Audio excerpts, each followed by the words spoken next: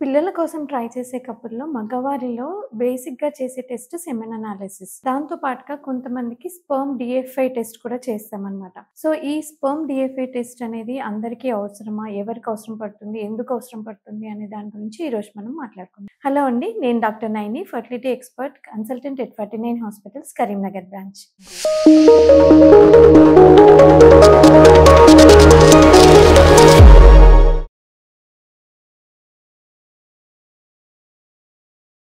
Sperm DFI అంటే ఏంటి అంటే, స్పెర్మ్ డీఎన్ఏ ఫ్రాగ్మెంటేషన్ ఇండెక్స్ అని అంటారనమాట. అంటే సెమెన్ అనాలిసిస్ చేసిన తర్వాత ఆ సెమెన్‌తో మనం డీఎన్ఏ ఫ్రాగ్మెంటేషన్ ఇండెక్స్ ఎంతుంది అనేది ఒక టెస్ట్‌తో తెలుసుకోవడం అనమాట. సో, ఈ టెస్ట్ అంటే ఏంటి? అసలు బేసిక్‌గా డీఎన్ఏ ఫ్రాగ్మెంటేషన్ అంటే ఏంటి అనేది ఫస్ట్ మనం చూద్దాం. సో, స్పెర్మ్‌కి ఒక ఆకారం ఉంటుందనమాట. Head, middle piece, tail. So, ఈ హెడ్‌లో మెయిన్‌గా క్రోమోజోమ్స్ అనేవి ఉంటాయి. అంటే ఈ క్రోమోజోమ్స్‌లో డీఎన్ఏ ఉంటుంది. సో, ఈ డీఎన్ఏలో బ్రేక్స్, డ్యామేజ్‌ని మనం గుర్తించే టెస్ట్‌ని డీఎన్ఏ ఫ్రాగ్మెంటేషన్ ఇండెక్స్ అంటారు. So, high DNA fragmentation index ఉంటుంది అంటే దాంట్లో డీఎన్ఏ డ్యామేజ్ ఎక్కువ ఉంటుంది అని అన్నప్పుడు దాన్ని హై డీఎఫ్ఐ అని అంటారు. ఈ హై డీఎఫ్ఐ ఉన్నప్పుడు ఏమవుతుందంటే కొన్ని రకాల ప్రాబ్లమ్స్ ఉండొచ్చనమాట. ఏంటంటే బేసిక్‌గా ఈ స్పెర్మ్ క్వాలిటీ అనేది దెబ్బతినడం వల్ల ఎంబ్రియో అనేది ఫార్మ్ అవ్వదు.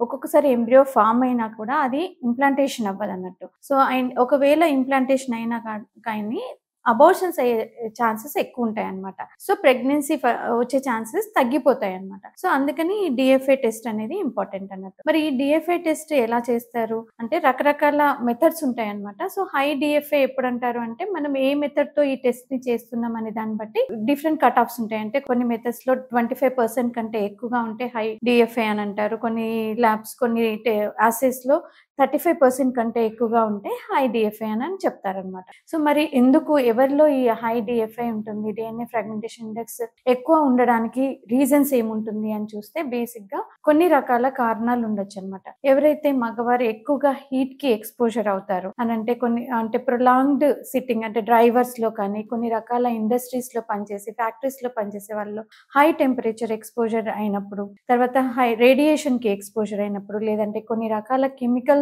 ఎక్స్‌పోజర్ అయినప్పుడు, లేదంటే కొంతమందిలో స్మోకింగ్, ఆల్కహాల్ అలవాటు అట్లా ఉన్న వాళ్ళలో కూడా ఈ డీఎఫ్ఐ అనేది ఎక్కువగా ఉంటుందన్నమాట. సో, మరి ఈ డీఎఫ్ఐ టెస్ట్ అనేది ప్రతి ఒక్కరికి చేయడం అవసరమా అంటే అవసరం లేదు. బేసిక్ సెమెన్ అనాలిసిస్ అనేది సరిపోతుంది. కానీ కొంతమందిలో సెమెన్ అనాలిసిస్ నార్మల్ ఉన్నా గానీ ప్రెగ్నెన్సీ లేట్ అవుతుందన్నమాట.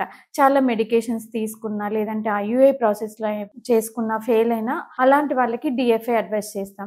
ఇంకొంతమందిలో ప్రీవియస్‌గా అబార్షన్స్ ఏమన్నా హిస్టరీ ఉంది అని అన్న వాళ్ళలో కూడా ఈ డీఎఫ్ఐ టెస్ట్ అడ్వైస్ చేస్తామన్నమాట. అండ్ లేదంటే కొంతమందిలో రిపీటెడ్ ఐవీఎఫ్ చేసినా గానీ ఫెయిల్ అవుతుంది, లేదా ఎంబ్రియో క్వాలిటీ వాళ్ళలో సరిగ్గా రావట్లేదు అన్న వాళ్ళలో ఈ మగవాళ్ళు డీఎఫ్ఐ టెస్ట్ సజెస్ట్ చేస్తాం. సో, మరి ఎక్కువగా ఈ హై డీఎఫ్ఐ ఉన్న వాళ్ళలో ఎలాంటి జాగ్రత్తలు తీసుకోవాలి? దీనికి ట్రీట్మెంట్ ఏమైనా ఉంటుందా అనే దాని గురించి చూద్దాం. సో, బేసిక్‌గా 3 ఇంపార్టెంట్ ప్రికాషన్స్ అవసరం అన్నమాట. సో, ఫస్ట్ ఏంటంటే ఇలా డీఎఫ్ఐ ఎక్కువగా ఉంది అని తెలిసినప్పుడు మనం బేసిక్‌గా కొన్ని రకాల యాంటీ ఆక్సిడెంట్స్ అడ్వైస్ చేస్తామన్నమాట. మెడికేషన్ అట్‌లీస్ట్ 3 మంత్స్ ఈ యాంటీ ఆక్సిడెంట్ సప్లిమెంట్స్ తీసుకోవాలి అని చెప్తాం. ఎందుకంటే ఇప్పుడు మన బాడీలో ఏమవుతుందంటే రియాక్టివ్ ఆక్సిజన్ స్పీసీస్ అనేవి ప్రొడ్యూస్ అవుతా ఉంటాయి. దానికి కౌంటరాక్ట్‌గా మన బాడీలో యాంటీ ఆక్సిడెంట్స్ వాటికి కౌంటరాక్ట్‌గా పనిచేస్తాయి.